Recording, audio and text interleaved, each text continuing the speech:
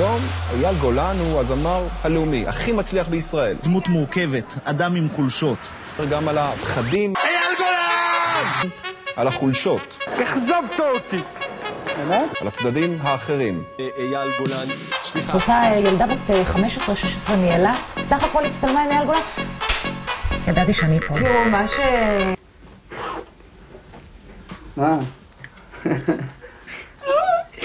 מה את בוחרת? תשמיע לי שיר. כל פעם זו אותה תחושה, זה ריגוש, זה כיף גדול, זה... נשבע לך אם אייל גולן האורגינל היה שומע איזה שם רע אתה מוציא לו, היה שם לך עיניים במצח. מי המלך? אני. נהנית מזה בסך הכל, שולחת מכתב. מי המלך? הקדוש ברוך הוא, המלך מקום ראשון.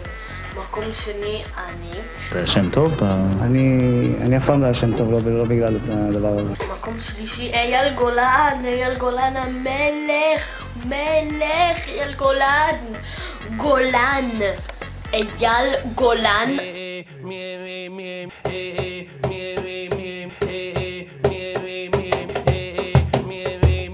איך אתם מעזים בכלל לצחוק על אייל? אחרי כל מה שהוא עבר, הוא איבד את הראש, הוא עבר גירושים. הוא בן אדם! הוא בן אדם! לשיר שלו קוראים שמועות, כי זה מה שאנשים מדברים כל הזמן. שמועות, שמועות, שמועות, שמועות, שמועות! תעזבו את אייל! תעזבו אותו! תגידו תודה שהוא בכלל הופיע בפניכם!